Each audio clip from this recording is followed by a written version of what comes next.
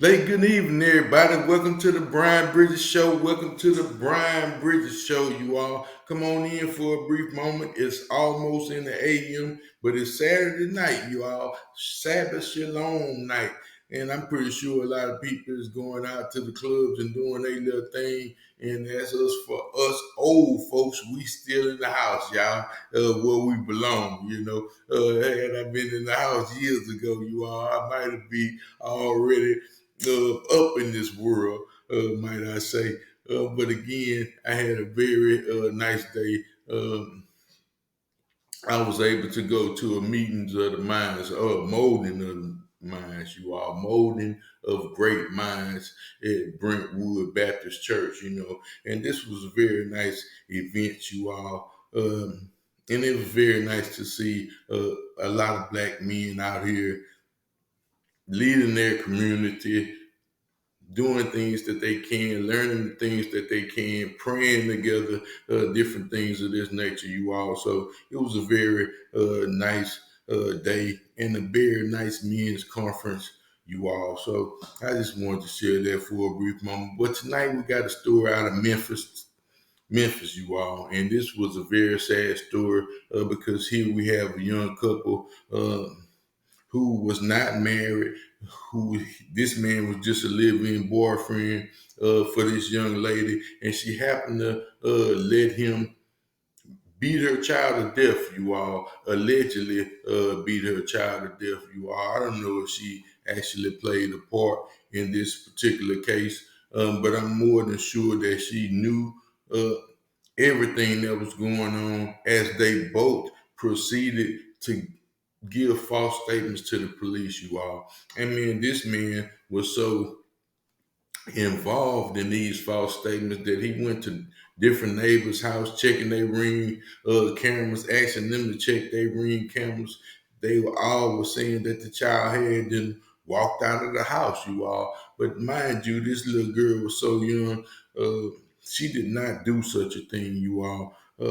Condolences go out to this little baby, Sequoia is her name. You also prayers lifted to this whole entire family, man, this whole entire Memphis neighborhood, because man, it was a very sad situation, you all. It was so sad that, like I said, these people had proceeded to get these big search teams to come out. The police, all of them came out. The FBI, everybody came out to actually assist in here in this case. You all, they had the four wheelers out there. They had the helicopters, everything they needed to have to actually find this child. You all, and that was one of the saddest things and the biggest wrong to me because these two individuals actually knew where this little girl was, you all. So it made the case even more heartbreaking. And again, when you go out here and involve other people with these particular lies, then and once you tell one lie, you have to tell another and another and another and another to kind of cover up for the first lie that you actually said, you all. So again, this was very crazy story, very sad. And tonight I kind of want to talk about domestic violence. Some of you young ladies may have boyfriends that y'all may think y'all in love with. It may appear to be love, but anytime you is in a relationship where you are frightened, where you are absolutely petrified of the person that you're actually supposed to be in love with, then it's a big problem, you all, especially in this situation where this man, again, beat this little girl to death, allegedly, and this is not even his child, you all. So, again, this is another sad thing when you have men coming into your life, actually disciplining your children, and some of them like I said, this little girl wasn't even of age to be getting beat the way they possibly had beat this little girl. They had to. use a lot of force to actually kill a baby, you all. Now, mind you, this little girl was born immature or premature, might I say. So she was born early and kind of small, you all. And she also had was facing some medical conditions. So again, this was a very sad story I want to share with you all. If you are joining me tonight for the first time, please click like, share, and subscribe. And for those who actually join me here, we always read the news article first because it kind of gives you a different perspective. Uh, and I also should share and show the video clips here as well, you all. But before I get off into this news article, copyright disclaimer under Title 17, USC Section 107. Allowance is made for fair use for purposes such as criticism, comments, news reporting, teaching, scholarships, and research.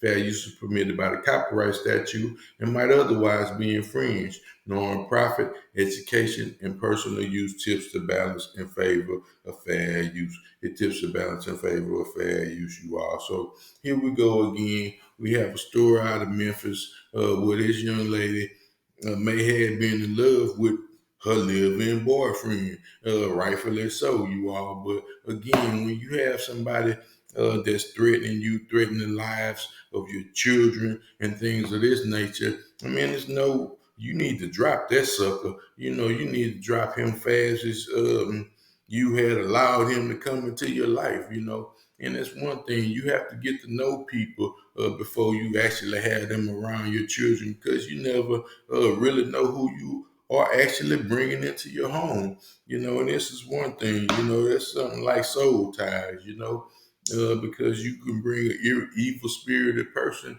into your home and they can make you just as evil as they are, you know. And that's one thing that's sad in this situation. And I'm pretty sure this young lady was petrified of this young man because he had actually had just caught on some previous cases where the man was riding around in his car with six guns.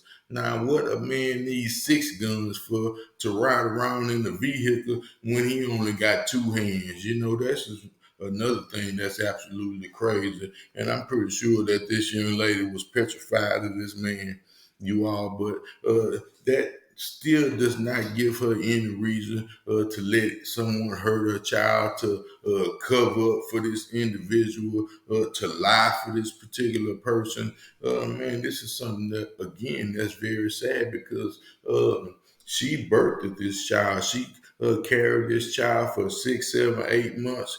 However long she may have carried this young individual, this little girl, this precious angel, you all. And like I said, man, this was a sad one and one that I will be following along with within the next few weeks, you all, because I'm pretty sure that it's a lot to this case that's going to actually unfold as we go, you all. So I'm going to take you all straight to the news article as I have read my copyright disclaimer already, you all. So it says, Memphis mom says missing girl was dead for weeks, body stored in trash bags, you all. So it said Memphis, Tennessee.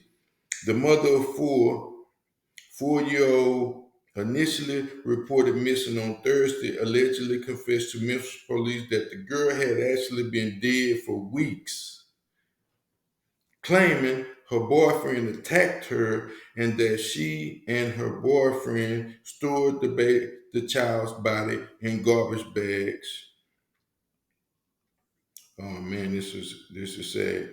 Stored the little girl in garbage bags in their house, you all.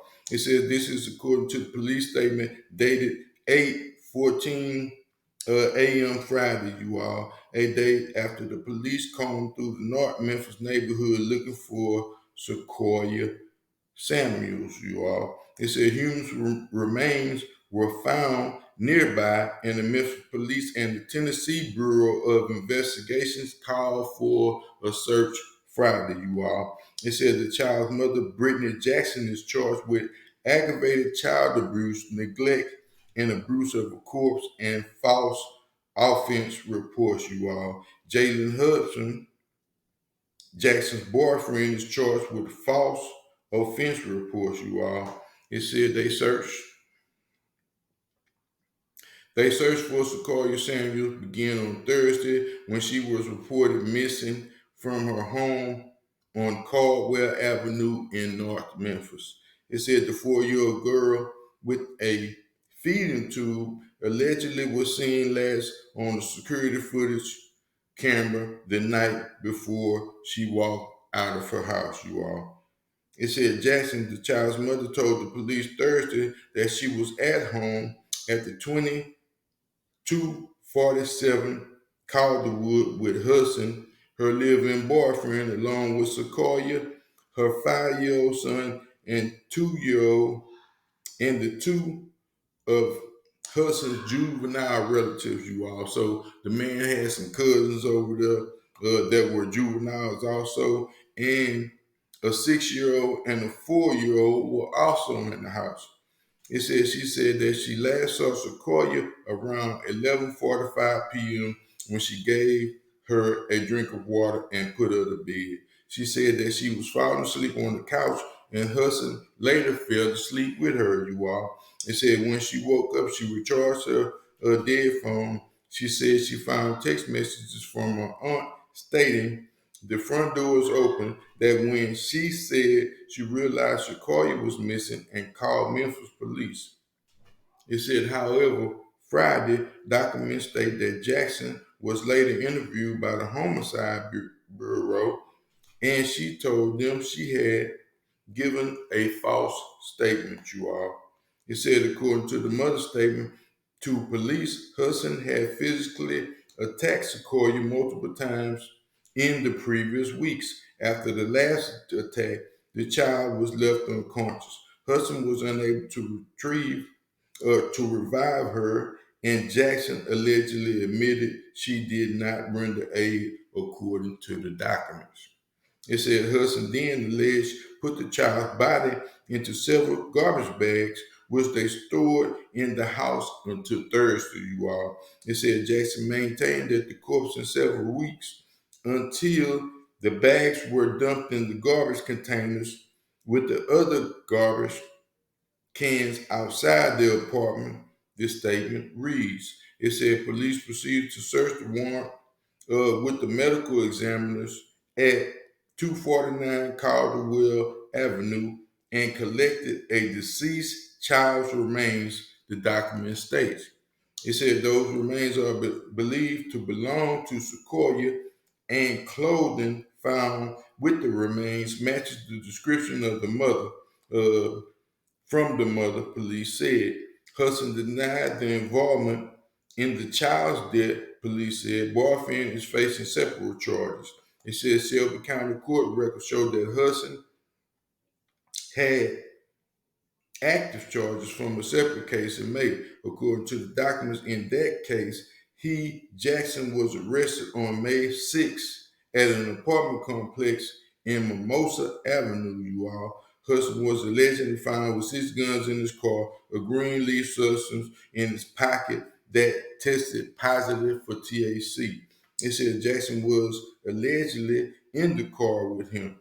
Hudson was charged with criminal trespassing, possession of marijuana, and a prohibited weapons charge, you all. It said among the charges, he was accused of having a weapon in an automatic switch as well as a weapon described as a 3D computer generated ghost gun, you all. So, the guns and stuff is kind of irrelevant to this case because these people actually killed a child, you all.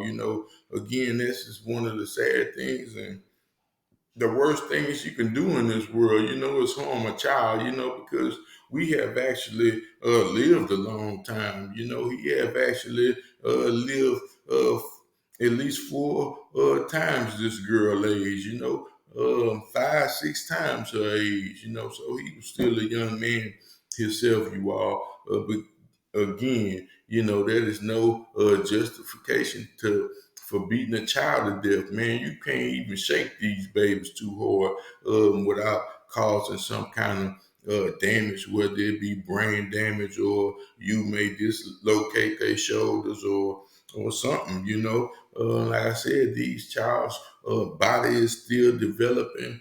And again, this girl was born premature, so she had already had medical conditions, you know. And like I said, man, this was my main thing to kind of want to talk about, you know. These women, again, uh, you have to actually think before you let a man come into your home, you know, and things of this nature, especially someone that's not uh, the father of your children, you all. You know, this is a bad situation waiting to happen. You know, there are some good stepfathers out there. There are some very good stepmothers out there. But again, you know, some of these kind of type of relationship takes time. You know, take time to grow and things of this nature. You all, you know, again, you may think you have you somebody that's protecting you. When you may see a young man who is pretty much a gangster, you know, or a man who carry himself as some form of a gangster. You know, you might find it to be some kind of attraction, but again, when you have somebody threaten your life, and especially the life of your children, you know, you have to take that kind of seriously, you know, because a lot of these people are absolutely mean what they are actually saying, you know. And this is one thing about this new generation, you know, these younger people. It's a lot of mental health issues going on out there, and a lot of these young people are actually not fit to be parents, are actually not fit to be in the type of relationships that they are actually in, you all. So again, young ladies, if you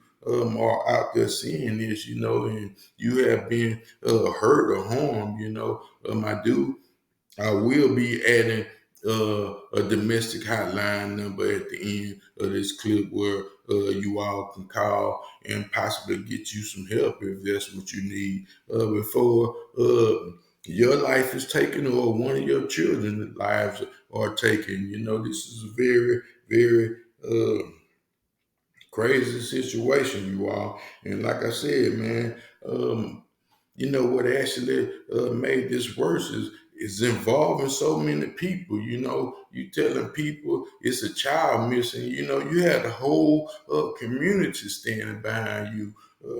That is support. You know, that is support at the highest degree, especially when the feds come on. You know, you had the feds, you got people out there in four wheelers, you got helicopters circulating.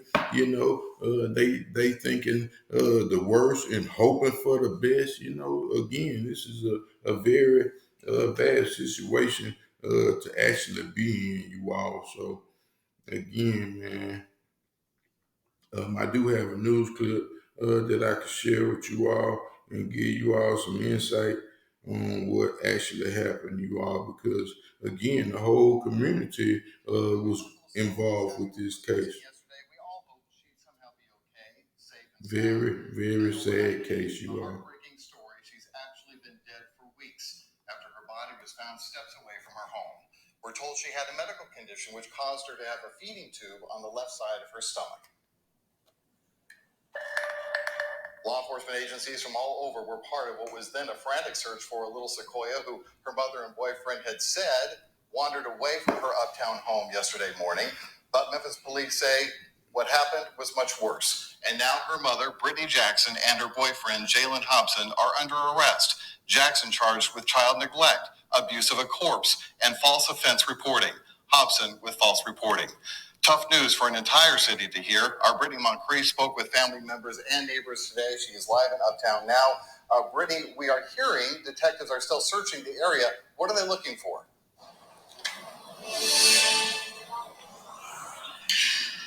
Well, Richard, I'm not sure if this was the case. This is. Jolly happy.